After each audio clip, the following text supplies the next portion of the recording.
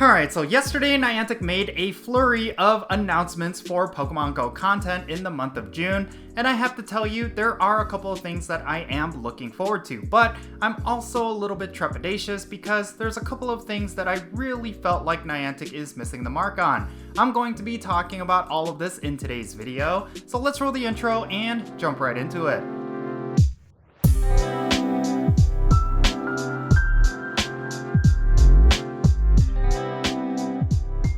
Okay, so the purpose of this video is to go over the first couple of events that's going to be happening in the month of June, and some of my thoughts regarding all of the content that's going to be happening in the next season. I really feel like as of right now, Niantic needs to put their best foot forward when it comes to Pokemon GO content. And the reason for that is of course because they're coming off a really tumultuous season where there was a lot of controversies and a lot of negative sentiments within the Pokemon GO community, and the best way they could remedy that is of course through great content. Now, when it comes to the first events in June, I really do not know if they are going to do the job. But real quick, let's go over the details for these events. The first event we're going to be getting in June is going to be the Water Festival Beach Week.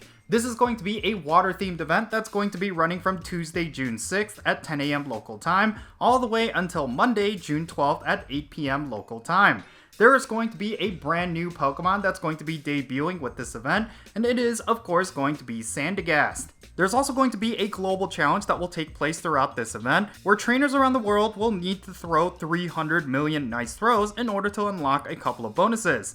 Those bonuses include candy for nice, great, and excellent throws, an increased chance for trainers level 31 and up to receive Candy XL for successfully catching Pokemon with nice, great, and excellent throws. Personally, I really am excited about this one particular bonus, because getting Candy XL is of course extremely tedious, and if you are able to get extra Candy XL, well, that is always going to be a big plus. Of course, when it comes to the Pokemon that you will potentially get Candy XL for, let's go over the event spawns during this event.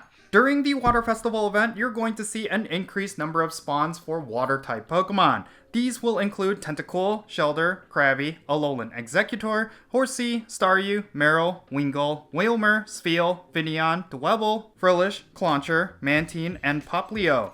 Now, interestingly, Popplio is listed as an uncommon spawn, which I'm actually scratching my head regarding that because Popplio is actually a pretty common spawn right now, and it's something that we just had a spotlight hour for. So I'm wondering what the logic is here for making this one of the uncommon spawns, but I'm not necessarily complaining because any of the other ones that are actually a lot more valuable right now could have been listed as one of the uncommon spawns, so I'll take it for what it's worth. Now, something to take note is that Clauncher is going to be seeing its shiny debut during this event. So if you ever wanted this particular shiny, well, this event is going to be your opportunity to get that Pokemon. Something else I wanted to note is that Sandygast, the brand new Pokemon, is actually not listed among the event wild spawns, so this could be one of those situations where you will only be able to get this Pokemon through special means like field research tasks and raid battles, and you will not be able to get it after that. So if you want this particular Pokemon, make sure you're doing those field research tasks and maybe spare a raid pass in order to get it through raids. In my opinion, field research tasks will probably be the way to go.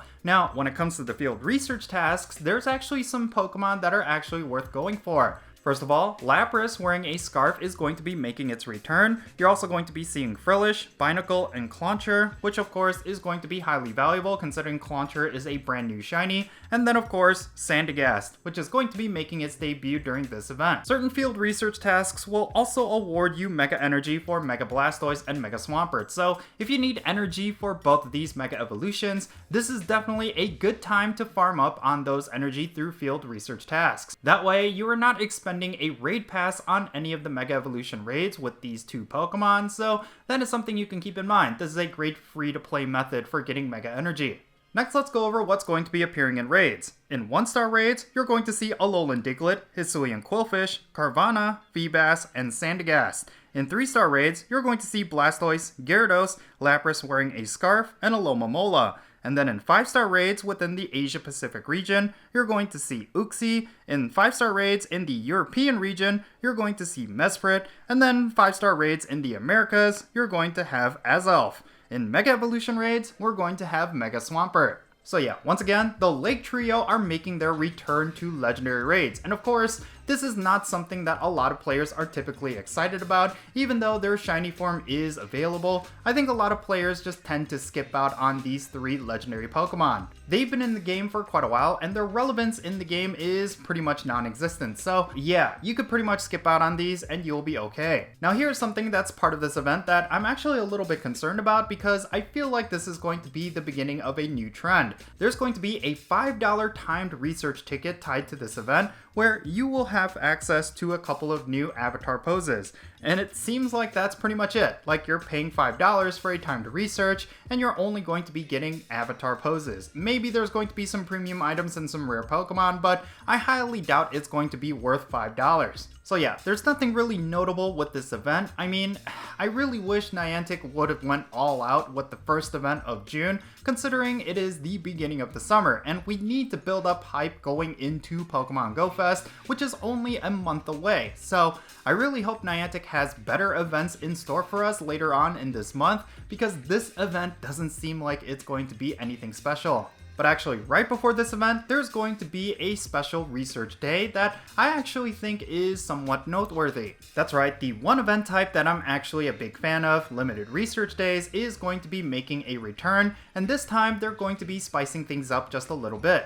Rather than putting the spotlight on 1 or 2 specific Pokemon, they are actually going with a bunch of Pokemon that have a gold shiny. So this is actually really interesting in my opinion. It will definitely have a lot of diversity when it comes to the research rewards, which I'm actually very curious how the Pokemon Go community is going to react to that, because some of these research rewards are actually pretty relevant, but others are not so much. This event is going to be happening on Saturday, June 3rd from 2 o'clock p.m. to 5 o'clock p.m. local time, and the Pokemon that you get from research tasks could get you either shiny Caterpie, shiny Magikarp, shiny Nosepass, shiny Sableye, and shiny Barboach. Also during this event, a couple of Pokestops will transform into gold Pokestops. Now, something to keep in mind is that roaming form Gimmighoul will not be appearing under these Pokestops unless you use a golden lure. So even though they're colored gold, they are not going to give you anything related to Gimmighoul.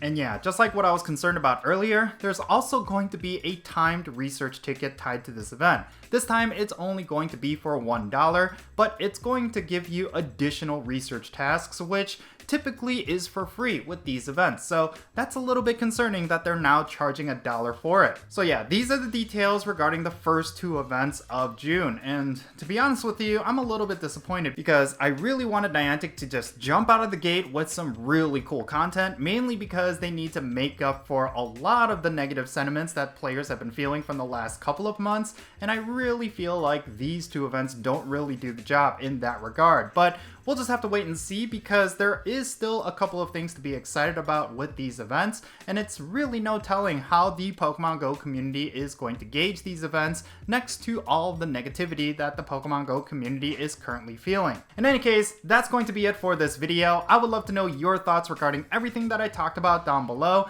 Make sure you share them in the comments so that we can have a great discussion. And if you ended up enjoying this video, make sure you hit that thumbs up button and subscribe if it's your first time here. And don't forget that little bell so you can stay up to date on whenever I upload videos. And I want to give a quick shout out to my patrons on Patreon. You make this channel content possible. If you want to support my channel in any way, big or small, then do check out the links in the description below. And yeah, that's going to be it. I'm Jinsula. Be safe, have fun, love yourself, and I'll catch you all later.